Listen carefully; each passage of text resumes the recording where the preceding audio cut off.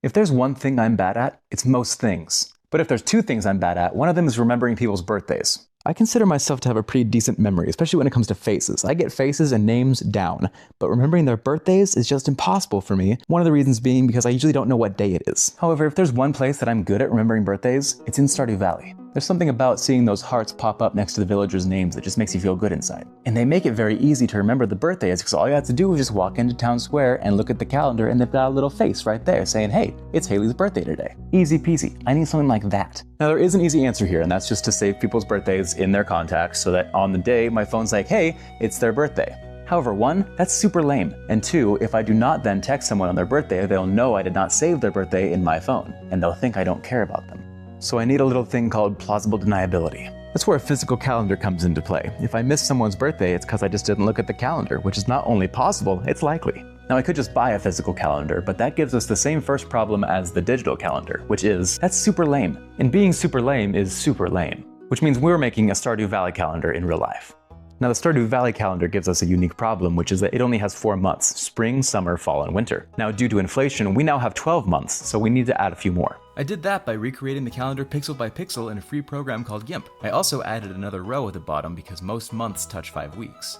Then I found a legend online that made font files out of the Stardew Valley fonts, so I used that to write out the month names. Then I copy and pasted it 12 times and spent forever meticulously copy and pasting each number onto its proper day.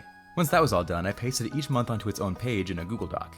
And if you want to follow along at home and make your own Stardew Valley calendar, I have a link to this document in the description because I love you, and making that from scratch was painful. Now it was time for the most important part, the people. My initial thought, since I'm not very talented, was to make AI do it for me, and it was kind of working, but I reached my image creation limit really fast. Plus, they were just not looking right. But then it hit me, what's the best place to make a Stardew Valley character? Stardew Valley. That makes sense. So smart. Yeah. This works so much better, but there were only so many options and I couldn't always get a perfect likeness. And if you're following along at home, you might run into the same problem, so here's how I solved it. So if you're trying to create someone that looked like this, you just open up the character creator in Stardew Valley, choose the skin, find a hair that looks close enough, and I found that guy's hair is much harder to find a good match for. Then if you want, you can choose a shirt as well. Make his hair match as best you can to save yourself some time. And now we're going to screenshot him. If you have the tool Greenshot, you can screenshot just one little area. So we'll try to match it up with his pixel as best we can. You'll save it to your clipboard. Open up GIMP.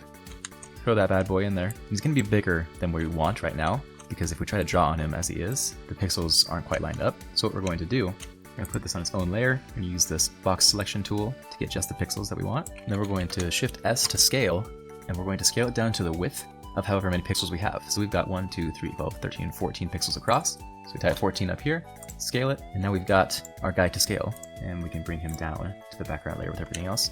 Is remove the alpha channel, and then using our pixel brush at size 1, we're able to get rid of all this background. Now we can look back and forth to our reference and the guy that we're making to make any changes that we need to. And you can basically just keep playing with it until it feels right to you. Then you can turn him into Lieutenant Dan because legs are for losers.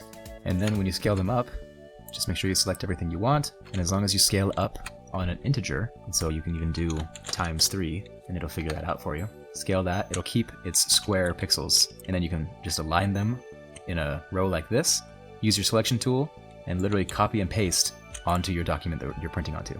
After designing a bunch of my family and friends, I made a quick trip to the real-life Joja Mart to grab some tan paper and some transparent labels. I printed out the months on my tan paper and the people on the transparent labels.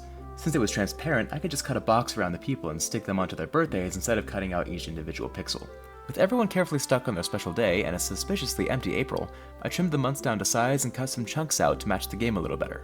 So now I've got these, but on the original Stardew Valley calendar, they're all on a piece of wood, and I think that's how I want to hang them too. So I got one of these bad boys at Walmart. However, as you can see, it's too small. So I bought 2, but while 1 was too small, 2 feels too big. So I think I need a happy medium of something like that.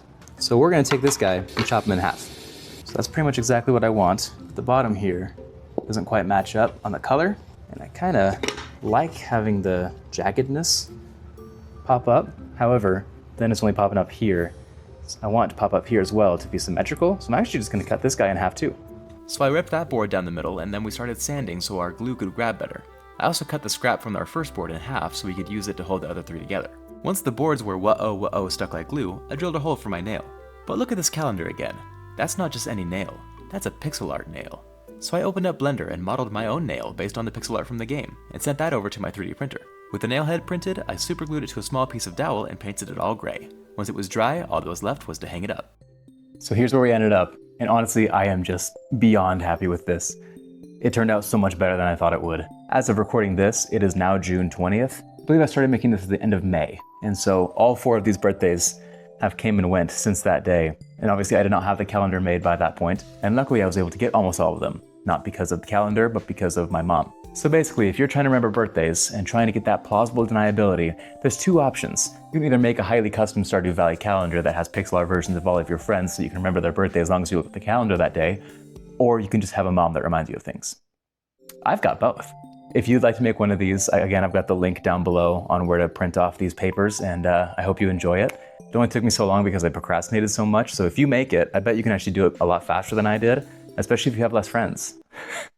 One thing I'm thinking I still might do is add the little flags that show like the festivals going on or the holidays. Like I'd love to have one for Christmas. But yeah, there's still room to grow, and I like the way that with the labels, I can add to this anytime I'd like to. If you're one of my friends watching this video and I don't have you on my calendar, first off, sorry. Second, I can tell you it's not done. Third, if you want to get added to the calendar, just let me know, and as long as you wish me a happy birthday on my birthday, I'll add you to it. Simple as that. I think that's only fair. But yeah, if there's one lesson that I want you to learn from this video, it is plausible deniability. And if your birthday's today, happy birthday.